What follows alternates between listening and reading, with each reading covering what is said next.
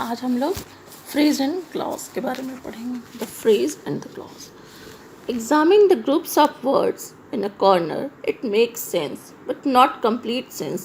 Such a group of words which makes sense but not complete sense is called a phrase. अर्थात अगर हम शब्दों को देखें तो जैसे एक शब्द है, एक सेंटेंस है छोटा सा, इन अ कॉर्नर, अर्थात एक कोने में.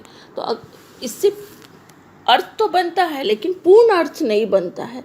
ऐसे शब्द समूहों को हम जो कि अर्थ तो बनाते हैं बट पूरी तरह से नहीं बनाते हैं, उसको क्या कहते हैं? फ्रेज कहते हैं. In the following sentences the groups of words bold are phrases. तो कुछ ऐसे शब्द दिए गए हैं जहाँ पर कि जो कि ग्रुप्स में दिए गए हैं और उनको बोल्ड करके लिखा गया है. जैसे the sun rises in the east. इसमें जो राइजेस इन द ईस्ट है, इन द ईस्ट को अंडरलाइन किया गया है. तो ये जो इन द ईस्ट है वो है फ्रेज. इन द ईस्ट मतलब पूर्व में. अगर हम केवल बोलें कि पूर्व में तो इससे पूर्ण अर्थ नहीं, अर्थ तो निकलता है लेकिन पूर्ण अर्थ नहीं निकलता. इसी तरह के कुछ और उदाहरण हैं. जैसे Humpty Dumpty sat on a wall. There came a girl to my door. It was a sunset of great beauty. The tops of the mountain were covered with snow. Show me how to do it. तो इसमें जैसे कि Humpty Dumpty एक दीवार पे बैठे हैं, ये तो पूर्ण वाक्य है. लेकिन अगर हम केवल कहें कि ऑन अ वॉल तो इससे पूर्ण अर्थ नहीं निकलता है. टू माई डोर, एक लड़की मेरे दरवाजे पर आई. There came a girl to my door, तो मेरे दरवाजे पर, तो ये अधूरा वाक्य है. It was a sunset of great beauty, ये सूर्यास्त बहुत सुंदर है.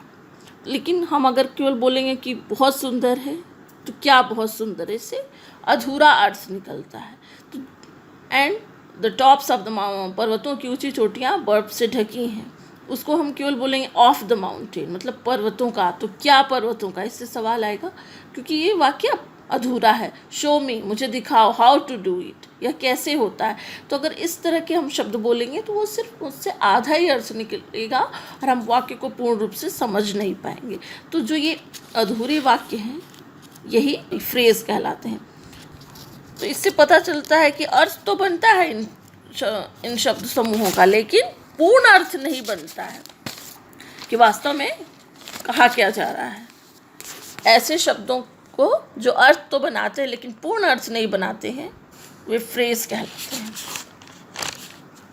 तो सूरज पूर्व में उगता है, हम्टी डम्टी दीवार पर बैठे हैं, एक लड़की मेरे दरवाजे पर आई, सूर्यास्त बहुत सुंदर है, पर्वतों की ऊंची चोटियां बर्फ से ढकी थी, मुझे बताओ यह कैसे करना है. तो ये सभी तो पूर्ण वाक्य हैं. लेकिन अगर हम केवल बोलें कि पूर्व में उगता है, तो पूर्व में कौन उगता है? दीवार पर बैठे हैं, कौन लोग दीवार पर बैठे हैं? मेरे दरवाजे पर आई, तो कौन आई? तो जो आधे सेंटेंस हैं वही क्या कहलाते हैं? फ्रेज कहलाते हैं. Examine the groups of words in bold in the following sentences.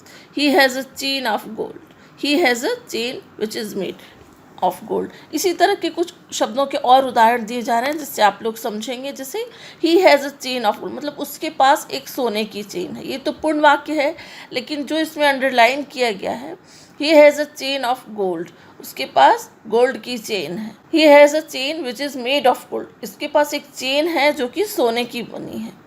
तो अगर हम उसको हिंदी में समझें कि उसके पास सोने की चेन है, या दूसरा वाक्य उसके पास एक चेन है जो सोने की बनी, तो इस तरह से we recognise the first group of words as a phrase. तो इस तरह से हम जो पहला ग्रुप है शब्दों का उसको हम फ्रेज के रूप में पहचानते हैं. हमने प्रथम शब्द समूह को फ्रेज के रूप में जाना. The second group of words, unlike the phrase of gold, contains a subject which had a predicate is made of gold. तो इसमें जो सेकेंड ग्रुप ऑफ वर्ड्स है वो अलग है. इसमें लिखा है कि ऑफ गोल्ड, तो ऑफ गोल्ड मतलब एक सब्जेक्ट, और उसमें जो विच लिखा है वो क्या है? Which is made of gold, जो कि सोने की बनी है. तो वो क्या हो गया? प्रेडिकेट. दूसरे शब्द समूह फ्रेज से अलग हैं क्योंकि इसमें विच मतलब जो कि एक सब्जेक्ट है, जबकि प्रेडिकेट है मेड ऑफ गोल्ड. तो मेड ऑफ गोल्ड एक प्रेडिकेट है और विच जहाँ पे लिख दिया गया है वो सब्जेक्ट है. Such a group of words which forms part of a sentence and contains a subject and a predicate is called a clause. तो ऐसे शब्द समूह जिसमें कि दो भाग होते हैं, एक भाग में सब्जेक्ट होता है और दूसरे भाग में प्रेडिकेट होता है, वो क्या कहलाते हैं? क्लॉज कहलाते हैं। शब्दों के ऐसे समूह जो कि किसी वाक्य का हिस्सा होते हैं और उनके पास सब्जेक्ट व प्रेडिकेट होता है, वे क्लॉज कहलाते हैं। तो अभी हम कुछ वाक्य नीचे दे रहे हैं जिसमें आपको पता चलेगा कि उनको अंडरलाइन किया गया है। People who pay their debts are trusted. तो वे लोग जो कि अपना कर्ज पे करते हैं वो क्या होते हैं? विश्वासी होते हैं। हु पे देयर डेब्ट, जो कि अपने कर्ज को चुका देते हैं। We can not start while it is raining. शुरुआत नहीं कर सकते जब तक बारिश हो रही। तो उसमें जो शब्द है स्टार्ट वाइल इट इज़, ये क्या है? ये क्लॉज है।